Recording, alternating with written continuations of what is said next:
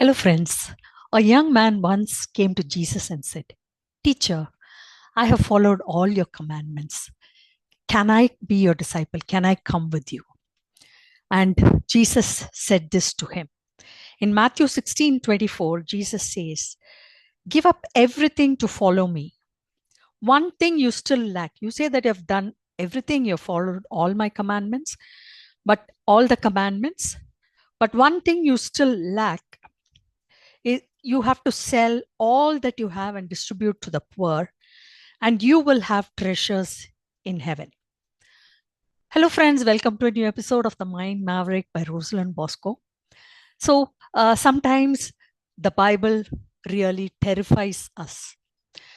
And many of us are not able to understand why Jesus said some things that he did, especially against the rich. So today we are going to get some insights about the real nature of what Jesus said and a better explanation of what he really meant. Because many of us just gloss over these texts because we feel uncomfortable discussing this and even listening to this at some point of time.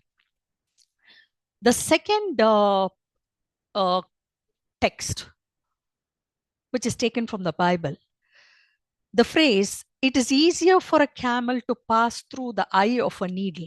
This is also a biblical metaphor used by Jesus to illustrate the challenges faced by the wealthy in attaining spiritual salvation. Please mark these words. Uh, to illustrate the challenges faced by the wealthy.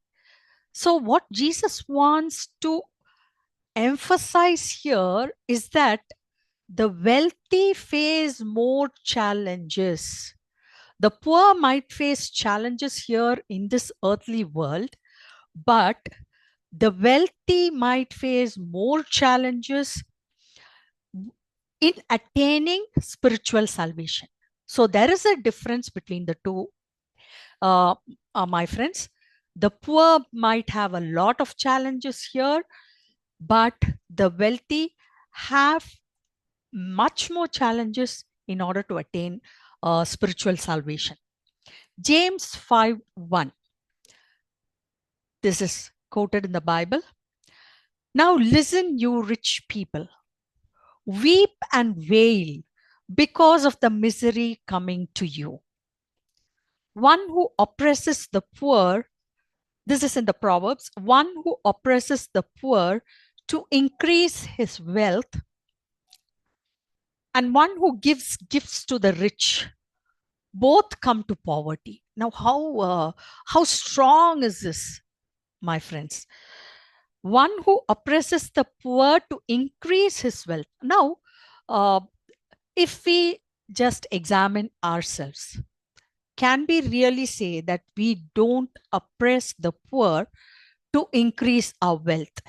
Or we might increase our wealth through corruption, giving bribes, and also by getting corruption or bribes, and one who gives gifts to the rich, because when we give gifts to others, it is with some kind of, probably with some kind of expectation that we might get what we give. So in some ways we will be compensated for what we do to others.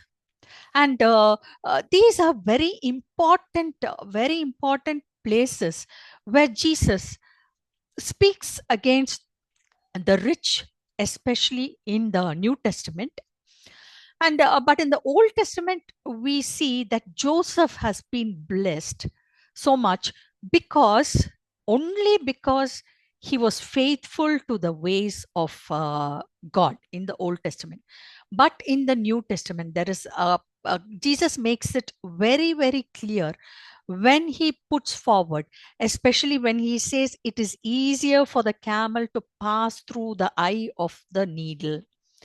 Now, many times, my dear friends, we turn a blind eye to the sufferings of the poor around us. Uh, we just ignore the sufferings and we exploit the people who are in our power. And These are the things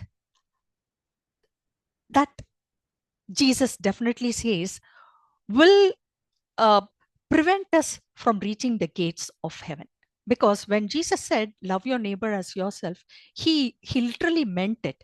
But at the same time, when he says, give up all your, when he says to the young man, give up all your property and everything and all your family, uh, it doesn't mean he said it literally. You have to take it metaphorically, because Jesus himself was very much uh, he very much loved his family. He very much his loved and honored Mary and Joseph. And we must remember that Jesus, he performed his first miracle. He did his first miracle only through the intercession of Mary. He multiplied what he changed water into wine only because his mother asked him to do so. And even on his deathbed, even on his deathbed, when he was crucified, he says the following to John. He entrusts his Mother Mary, to his disciple John, and says, "This is your son." And he tells Mary, "This is your son," and to John he says, "This is your mother." So does Jesus say one thing and does he practice another? Definitely not, my dear friends. The only uh, thing that Jesus meant in this context, the only thing that he wanted to convey in this context, is that the love for riches should not overcome a love of God, because all of us are all of us are uh, desire to reach a heavenly realms. This earthly realm is not as much permanent. It is transient, it is temporary, and all our riches are stored in heaven.